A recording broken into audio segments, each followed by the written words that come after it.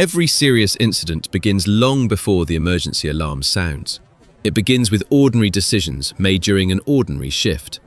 This reconstruction is based on common factors identified in industrial fatality investigations and demonstrates how multiple safety barriers can fail when hazards are underestimated. Morning, all systems look green. Sector 4. Effective supervision begins with communication.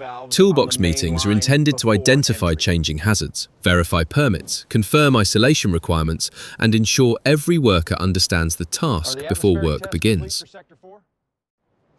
As the shift progresses, production priorities begin to compete with safety procedures. Small deviations, often considered insignificant, can gradually erode the protective barriers designed to prevent serious incidents. The task has been completed many times before without incident. Familiarity creates confidence, and confidence can quietly replace disciplined compliance. In many investigations, this gradual acceptance of shortcuts is known as the normalization of deviance. Every serious incident presents opportunities to stop, reassess, and restore safety controls. In this reconstruction, those opportunities were present, but they were not acted upon. Industrial safety depends on layers of protection. In this reconstruction, several independent controls were either incomplete, assumed, or not independently verified. The loss of these safeguards created the conditions for a catastrophic event. Moments later, the combination of incomplete verification, assumptions, and insufficient supervision resulted in an uncontrolled event. Work stopped immediately, emergency procedures were initiated, and the area was secured. Once the area was declared safe for emergency responders, the worksite was preserved. Equipment was left undisturbed, access was restricted, and the investigation process began.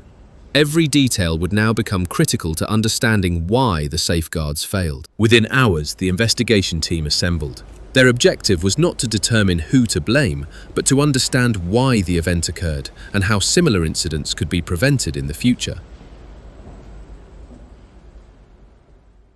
Investigators compared the planned work against what actually occurred. Permits, isolation records, toolbox attendance, maintenance procedures, and supervisor inspections were reviewed in chronological order. Every person involved was interviewed individually. The purpose was to establish facts, understand decision-making, and identify opportunities to strengthen the safety management system. It was immediate. But the system didn't. The investigation concluded that no single action caused the incident. Instead, multiple independent safety barriers failed. Time pressure, incomplete verification, assumptions, and inadequate supervisory confirmation aligned to create the conditions for a catastrophic event. After reviewing the physical evidence, documentation, interviews, and work processes, the investigation team reached its conclusions. The incident resulted from multiple failures across people, procedures, supervision, and organizational controls, not from a single isolated mistake. Corrective actions addressed both the immediate causes and the underlying weaknesses. Procedures were strengthened, verification requirements improved, supervisory responsibilities clarified, and independent audits introduced to ensure compliance. Every employee attended refresher training on permit to work, hazard recognition, communication, verification, and intervention. Workers were reminded that every individual has both the authority and the responsibility to stop work whenever conditions are unsafe.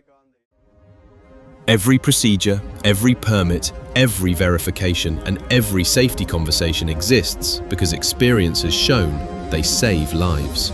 Safety is never achieved through assumptions. It is achieved through discipline, communication, and the courage to stop work when something is not right.